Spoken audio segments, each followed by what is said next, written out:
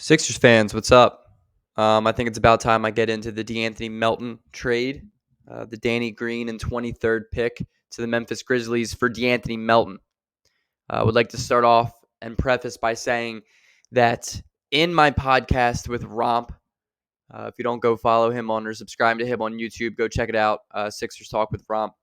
We had a podcast the morning of the draft, and we absolutely precisely put in the exact trade that ended up happening. And we talked about it for a good 15, 20 minutes about De'Anthony Melton. And at that time, I tried to convince Romp that it would be a good move. De'Anthony Melton would have been a really good pickup for the Sixers if they decided to acquire him, moving Danny Green and that first round pick. At the time, Sixers Talk with Romp, my man Romp was not a fan of the idea of acquiring De'Anthony Melton. And I will give it to Romp. There are some concerns regarding Melton's play, precisely in the playoffs of his career, that does not really bode well for Philadelphia and the future of this basketball team. However, I think the bright side of this trade is far overwhelming the downsides of it. I want to talk about it a little bit, but before doing so, like the video, subscribe to the channel, join the family, join the community. Guys, if you're not subscribed to me now, the offseason is not going to be fun for you. Make sure you hit the subscribe button. Hit the like button while you're at it. Let's get into it. De'Anthony Melton's a 24-year-old kid. Originally coming out of USC, he played a year, then had a weird break year, and then decided to come into the NBA. He's been in the NBA now for 3 seasons or 4 seasons. I could be wrong on that one. But he is a guy who has improved vastly, and arguably the biggest area where he has needed to improve since college. Coming out of USC, he was known as a versatile defender, and he still is a very good defender. He's one of the best off-ball defending guards in the NBA. He is in the 97th percentile of steals off-ball, and he is one of the best shot blockers at his position, and he's only 6'2", though he has a 6'9" wingspan. He is a very, very good off-ball defender, and on-ball defender, he is pretty solid. What I like so much about him is that he has improved in the area that I said they criticized him the most in, and that is his three-point shooting. He has become a very, very good three-point shooter. He shot over 5 threes a game last year, hit 38% of them, and he was over 40% on his catch-and-shoot threes. That is a lot. That's a lot. That's a good number. We like that number. We like having that on the Sixers roster. The Sixers need guys who can complement James Harden, complement Joel Embiid, complement Tyrese Maxey, complement the guys who are going to have the ball in their hands on the offensive end. And De'Anthony Melton is that guy.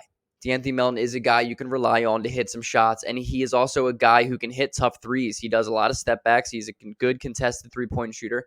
He's a guy who is relatively, for the most part, a very consistent offensive player who has improved year in and year out. The thing about De'Anthony Melton that I really, really like here in Philadelphia is that he can fit into that Matisse Thybulle role, but he is going to be a much more consistent, effective offensive player. He's a guy who can guard arguably their best player through spurts, but he can also be a guy offensively that can give us 20 points a game on a night. And I don't know what Matisse Thybulle's career high in points per game. I'm not looking at it right now, but I would be very, very, very shocked if it was in the 20s. I really would be very shocked. De'Anthony Melton is a guy who is an uber athlete. I really, really like his athleticism. He is a guy off the bench who's going to be a consistent two-way athletic guard. It's something the Sixers have not had. The Sixers have struggled in transition defense over the past couple of seasons now. De'Anthony Melton is that guy who is going to help fix that issue a little bit. I'm not going to sit here and say that this move is going to push the needle. It's not. But Daryl Morey doesn't expect this move to push the needle either. This move is something that's going to create a slope of moves this offseason, I believe. I still think that we can expect to see Tobias Harris traded. I still think we can expect more so now than before to see Matisse Thybulle traded, because Matisse has now become much more expendable, given the fact that we now have a better fit, better player of Matisse Thybulle's mold. De'Anthony Melton is a guy who's a very good player. He's a very gritty guy. We've been wanting guys who are dogs. De'Anthony Melton is a solidified dog. He's not going to give you 25 minutes a night in the postseason. And I will say that there are concerns about his postseason play to begin with. because his postseason play has not been good. He has been a in his career he has been a bad playoff player.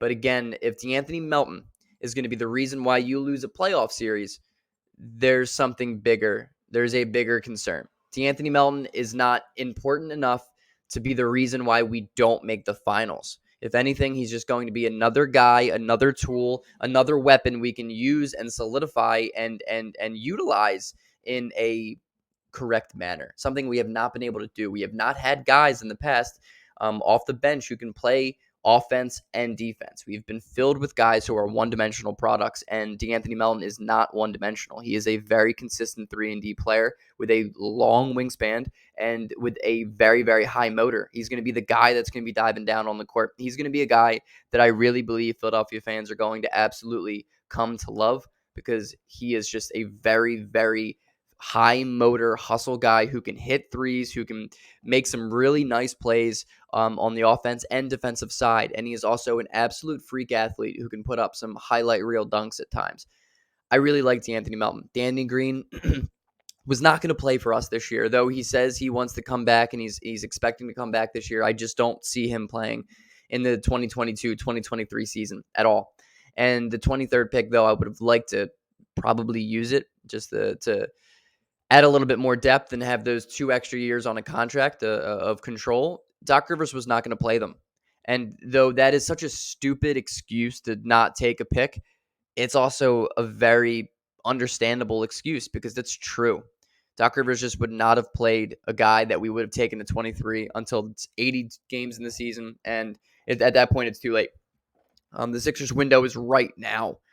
And I think De'Anthony Melton helps the window for right now, but I also think he is young enough at 24 years old where he can continue to progress along in his career, where he's going to be something that maybe becomes valuable in 2-3 years as well.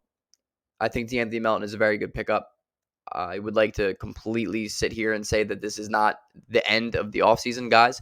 I'm expecting shakeup when it comes to this roster. One, because that's how Daryl Morey operates, and it's the only way he knows how to operate. And number 2 is because genuinely, guys, we need it.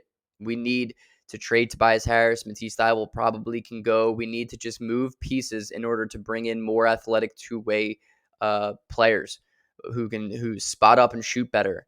Arguably a Harrison Barnes, maybe a Gordon Hayward trade for Tobias Harris. I don't know. I'm not going to sit here and do that video right now specifically, but the Sixers are not done. But this is a very good start.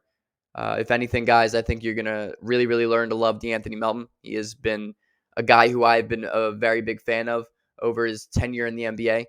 And I'm looking forward to what he's going to bring to Philadelphia. And I'm looking forward to you guys coming on the De'Anthony Melton train as well. Peace.